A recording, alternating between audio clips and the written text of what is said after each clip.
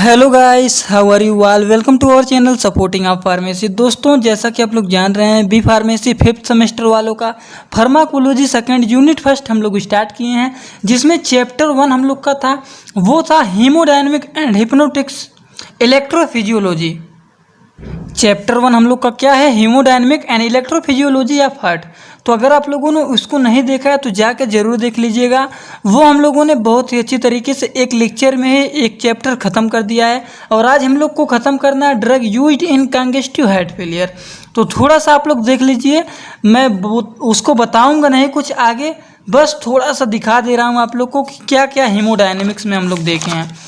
Haemodynamics का chapter देखिए, यही हम लोग देखें, हीमोडायनेमिक्स एंड इलेक्ट्रोफिजियोलॉजी का यही है पैथोफिजियोलॉजी स्ट्रक्चर। इसका स्ट्रक्चर बहुत ही अच्छी तरीके से यहाँ पे बना के समझाया भी हूँ, कैसे कैसे क्या है कंजेस्टिव सिस्टम ऑफ हार्ट, इसके बारे में भी बहुत अच्छी तरीके से बताया हूँ। मायोकार्डियम क्या है, मायोकार्डियम में क्या क्या प्रोसेस हैं।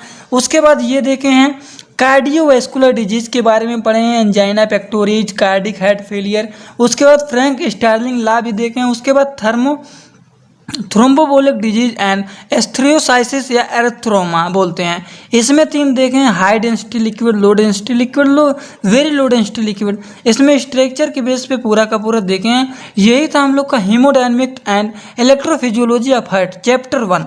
तो चैप्टर 1 हम लोग का यहाँ पे आके ख़त्म हुआ है, और उसके बाद चैप्टर 2 आज हम लोग को स्टार्ट करना है। तो चैप्टर 2 हम लोग का है drug used in congestive heart failure. तो इसके बारे में आज पूरा पढ़ के ख़त्म कर देना है। नोट्स सभी लोग यहाँ से बनाते हुए चलिएगा, किसी को किसी भी नोट्स में इसमें कोई भी कन्फ्यूजन हो जरूर बताइएगा। मेडिसिनल केमिस्ट्री यूनिट फर्स्ट हम लोग का ख़त्म हो चुका है 5th सेमेस्टर वालों का। तो चलिए, सबसे पहले कंजेस्टिव हार्ट फेलियर को स्टार्ट करने से पहले जानेंगे कंजेस्टिव हार्ट फेलियर होता क्या है। सबसे पहले किसी चीज़ को स्टार्ट करने से पहले उसको हेडिंग को बताइए, इसका मतलब क्या है, कंजेस्टिव हार्ट फेलियर क्या है। तो सबसे पहले इसको जानने से पहले मैं हिंदी में यहाँ पे लिख दिया हूँ, अगर आप लोग इसको थोड़ा सा पढ़ लेंगे तो आप लोग इसको इंग्लिश में भी बना के लिख सकते हैं कि कंजेस्टिव हार्ट फेलियर क्या होता है। कंजेस्टिव हार्ट फेलियर में हार्ट को ज़रूरत के मुताबिक ब्लड नहीं मिल पाता है, जिसके चलते शरीर को मिलने वाले ब्लड को हार्ट की आवश्यकता के अनुसार पंप नहीं कर पाता है, और हम लोग का तब हार्ट फेल हो जाता है। और जो हार्ट फेलियर है, कंजेस्टिव हार्ट फेलियर का सबसे ज़्यादा इफेक्ट किस पे पड़ता है, एक तो पड़ता है फेफड़ों पे और पैर पे और हमारे पेट में पड़ता है। ठीक, यही सब होता है कंजेस्टिव हार्ट फेलियर। तो इसको अगर लिखना चाहते हैं तो कैसे लिख सकते हैं, the condition of heart in which the heart unable to pump the blood to all over organ and the blood accumulate in the ventricular and congestive size of ventricular in increased the is called congestive heart failure. Heart का मतलब क्या होता है, heart जो होता है वो pumping करता है और ब्लड हमारा पूरा बॉडी में सर्कुलेशन होता रहता है, पूरे बॉडी में वो फ्लो करता रहता है। जब हमारा हार्ट पंपिंग करना बंद कर देता है, सही से पंप नहीं करता है, तो वही सर्कुलेशन उसका स्लो हो जाता है और दिक्कत हो जाता है बॉडी में। ठीक, यही सब होता है कंजेस्टिव हार्ट फेलियर। और इसमें एक पॉइंट और भी लिख सकते हैं, the ability of heart to pump the blood into all over organ it's called inotropic nature, या बोलते हैं इसको फोर्स ऑफ कंट्रैक्शन। शॉर्ट में इसको लिखना चाहते हैं तो इसको लिख भी सकते हैं FOC, फोर्स ऑफ कंस्ट्रक्शन। ठीक, ये भी हो सकता है FOC, इसको शॉर्ट में बोलते हैं। तो force of construction and ventricular को रिलेशन को जानने के लिए हम लोग पढ़ते हैं इसमें फ्रैंक स्टार्लिंग लॉ। अब फ्रैंक स्टार्लिंग लॉ क्या क्या है, इसके अनुसार क्या क्या होता है, उसके बारे में चलिए अब देखते हैं। कहीं पे भी drug used in congestive heart failure अगर आ जाए और 7 से 10 नंबर में ये सब टाइप के क्वेश्चन पूरा अच्छे से डिटेल में उठाता है, तो एक एक हेडिंग अच्छे तरीके से आप लोग बना के इसी टाइप में लिखिए। उसके बाद नेक्स्ट हेडिंग डालेंगे फ्रैंक स्टार्लिंग लॉ। तो फ्रैंक स्टार्लिंग लॉ क्या है, according to Frank Starling law के अनुसार there force of construction of cardiac muscle is directly proportional to the ventricular muscle stretching. ठीक, एंड इसमें लिख सकते हैं next point, and the force of construction is increase and blood pump into all over of organ. जो force of construction होता है वो increase होता है दी ब्लड पंप, और ब्लड पंप करता है ऑल ओवर आर्गन में, ब्लड जो हो वो पंपिंग करता रहता है हमारे पूरे बॉडी में, ठीक। हार्ट पंप करता है और ब्लड पूरे बॉडी में हमारा सर्कुलेशन होता रहता है। According to Frank Starling second statement, if the ventricular muscle is increase, यदि वेंट्रिकुलर मसल इंक्रीज होगा beyond the critical length max power इसको बोलते हैं, then the cardiac muscle force of construction is decrease, this is called negative inotropic conduction. ये 2 number में उठा लेता है निगेटिव आइनोट्रोपिक कंडक्शन क्या होता है कंडीशन, तो यही लिख सकते हैं आप लोग according to Frank Starling law second statement, if the ventricular muscle is increase beyond the critical length max power then the cardiac muscle force of construction is decrease, this is called negative inotropic condition. ये तो हो गया Frank Starling law. अब हम लोग देखते हैं mechanism of cardiac glycoside, cardiac glycoside के मैकेनिज्म। इसमें अभी तक किसी को कोई प्रॉब्लम अगर आए तो ज़रूर बता देना कमेंट बॉक्स में, अगले लेक्चर में इसको समझाते हुए फिर अगला स्टार्ट किया जाएगा। तो चलिए देखते हैं mechanism of action of cardiac glycoside. Mechanism में इसमें क्या लिखना है क्या नहीं लिखना है इसको आराम से आप लोग देखिए लिखिए, और इसका एक स्ट्रक्चर बना हुआ उसको कुछ समझाना नहीं पड़ेगा। अगर आप लोग इसको पूरा लिख के 1-2 बार पढ़ लेंगे तो इसको आप लोग स्ट्रक्चर उसी के बेस पे बना हुआ, स्ट्रक्चर को ज़्यादा समझाऊंगा नहीं। इसको आप लोग पहले देखिए क्या है। इन दी कंडीशन, इस कंडीशन में CHF cardiac heart failure, congestive heart failure, the inotropic action of cardiac muscle is decrease, in the cardiac muscle sodium potassium ATPase pump is present which is regulated by ATP, जो regulated करेगा किसके द्वारा, ATP के द्वारा। when sodium R pump is regulated in normal condition then to potassium ion from ECF to ICF and 3 sodium ion goes outside from ICF ECF, and due to this sodium potassium ATPase pump negative potential is developed which is essential for depolarization. Besides sodium potassium ATPase pump sodium calcium exchange is present when exchange the calcium sodium ion from ICF to ECF and ECF to ICF, ECF से ICF and ICF से ECF from for balancing the ion, ion के balancing से। अब now when the cardiac glycoside give the bind it with the sodium potassium ATPase pump and block the NK positive ATPase pump, when the sodium potassium ATPase pump is back blocked then, जब sodium potassium ATPase pump को block करता है तब concentration of ion sodium ion in ICF is increase, तब sodium ion ICF increase होता है for maintaining the increase concentration of sodium ion sodium calcium exchanger is on and expel the nitrogen sodium ion into ECF and calcium ion comes inside intracellular, और जब when the construction of calcium ion is increased, जब calcium ion increase होता है into the cardiac cell, cardiac cell में it activate the sarcoplasmic reticulum to release more calcium ion, तो release करता है more calcium ion, अधिक calcium ion को। And when the calcium ion is increase then it bind, जब calcium ion increase होता है और तब ये बाइंड करता है किससे, ये बाइंड करता है troponin receptor, troponin C receptor. और जब when calcium ion bind with the troponin C receptor then, जब कैल्शियम आयन किसके साथ बाइंड करता है, ट्रोपोनिन C रिसेप्टर के साथ बाइंड करता है, तब activate the action and myosin, तब एक्टिवेट होता है actin and myosin. Due to this actin, इस एक्टिन के कारण myosin, sorry due to some mistake my camera is flow, जैसे कि यहाँ पे ब्लड पंप कर रहा है, ये हार्ट पंप कर रहा है और ब्लड हम लोग का फ्लो कर रहा है इधर उधर, उसी टाइप से ये भी फ्लो करने लगा पूरा इधर उधर कॉपी में। ठीक, तो आप लोग मिस्टेक मत होइएगा। तो चलिए अब इसको देखते हैं। Due to the actin and myosin force of construction start and this is inotropic.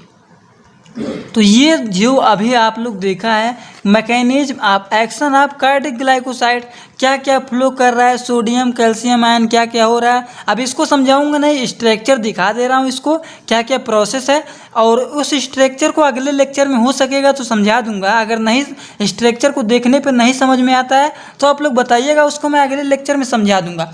लेकिन अभी आप लोग इस स्ट्रक्चर को एकदम अच्छे से बना लीजिएगा। कार्डिक ग्लाइकोसाइड, सोडियम पोटेशियम कहाँ कहाँ क्या लगा है सब कुछ देखिए। सार्कोप्लाज्मिक रेटिकुलम, आयनोट्रॉपिक, कैल्शियम ये सब लगा हुआ है। सोडियम इंक्रीज हो रहा है, पोटेशियम, कैल्शियम, नाइट्रोजन यहाँ पे लगा हुआ, सोडियम, सब कुछ एक्सचेंजर सब कुछ यहाँ पे देखिए लिखा गया है। एक कार्डिक मसल है। ठीक, इसको आप लोग एकदम अच्छे तरीके से बना लीजिएगा। और इसमें किसी को कोई कन्फ्यूजन हो रहा अगर तो ज़रूर बताइएगा, इसको अगले लेक्चर में समझाते हुए तब अगला चैप्टर स्टार्ट किया जाएगा। क्योंकि अगला चैप्टर हम लोग को पढ़ना है एंटी हाइपरटेंसिव। तो एंटी हाइपरटेंसिव के पढ़ने के पहले हम लोग हाइपरटेंसिव के बारे में पूरा, हाइपरटेंशन के बारे में पूरा डिटेल से जानेंगे कि हाइपरटेंशन क्या है, क्या क्या इसमें प्रोसेस होते हैं। वैसे हाइपरटेंशन हम लोगों ने कार्डियोवैस्कुलर सिस्टम में पढ़ लिया है, लेकिन फिर से यहाँ पे पढ़ा जाएगा। ठीक, उसके बाद एंटी हाइपरटेंसिव स्टार्ट किया जाएगा। आज तो पहले सेकंड चैप्टर हम लोग कंप्लीट करेंगे, drug used in congestive heart failure. तो इतना आप लोग को समझ में आ गया। इसके बाद हम लोग स्टार्ट करते हैं फार्माकोकाइनेटिक ऑफ कार्डिक ग्लाइकोसाइड। तो इसमें क्या प्रोसेस है उसको देखते हैं।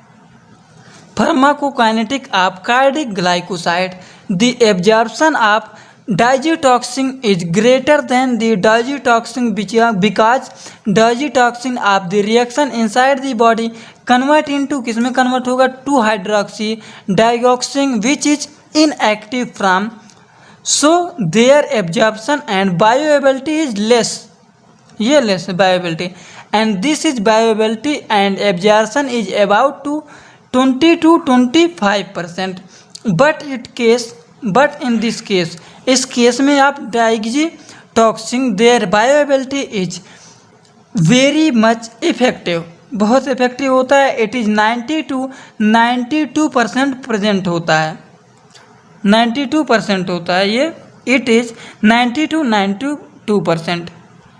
इसीलिए digoxin is can be given in the form of injection injectable and digotoxin can be given in the form of oral tablet capsule. Oral में क्या आता है, टैबलेट होता है, कैप्सूल आता है, ये सब आप लोग उसमें फार्मास्यूटिक्स में पढ़े हैं। The plasma protein binding of digitoxin is greater than the digoxin, both digitoxin and digoxin cardioglycoside drug are metabolite into the liver and it is excreted, and ये excreted होता है किसके माध्यम से, kidney, in the form of catabolic product in the hydrolyzed from catabolite from oxidized from the kidney। ठीक, ये तो था हम लोग का फार्माकोकाइनेटिक ऑफ कार्डिक ग्लाइकोसाइड। उसके बाद हम लोग थोड़ा सा देखेंगे थेरापूटिक यूज। इसके थेरापूटिक यूज में हम लोग को 2-2 नंबर थेरापूटिक यूज जो हम लोग पढ़ने जा रहे हैं, इसमें से जो क्वेश्चन आते हैं इसमें 2-2 नंबर के क्वेश्चन बहुत ज़्यादा पूछते हैं। 2 नंबर या वैसे 7 नंबर में 2-3 हेडिंग उठा के पूछ लेगा। तो ये थेरापूटिक यूज आप लोग बहुत ही अच्छी तरीके से लिख लेना और लिख के किसी भी तरह से याद करने की कोशिश करना, कुछ हार्ड नहीं है इसमें। देखिए थेरापूटिक यूज में सबसे पहला पॉइंट आता है कार्डियो कंजेस्टिव हार्ट फेलियर। अब ये क्या है, when the congestive heart failure, congestive heart failure तो मैं हिंदी में बता दिया हूँ कि कंजेस्टिव हार्ट फेलियर में जब हार्ट को ज़रूरत के मुताबिक ब्लड नहीं मिल पाता है, जिसके चलते शरीर को मिलने वाले ब्लड को हार्ट की आवश्यकता के अनुसार वो पंपिंग जो करता है वो पंपिंग नहीं कर पाता है, और जब पंपिंग नहीं कर पाएगा तो वही होता है हम लोग का कंजेस्टिव हार्ट फेलियर। और कंजेस्टिव हार्ट फेलियर सबसे ज़्यादा कहाँ असर दिखाता है, कहाँ ज़्यादा सबसे ज़्यादा उसका इफेक्ट होता है, वो सबसे ज़्यादा फेफड़ों में, पैर में और पेटों में बहुत ज़्यादा उसका इफेक्ट पड़ता है। इसको लिखते हैं हम लोग, when the congestive heart failure occurs the force of construction of heart is reduce then the digitoxin and drug are given which is increase the force of construction and relief the patient. क्या दिया जाता है? Medicine दिया जाता है, उसके बाद patient को रिलीफ होता है। किससे रिलीफ होता है? कार्डिक हार्ट फेलियर से। ठीक, when the congestive heart failure occurs the force of construction of heart is reduce then the digitoxin and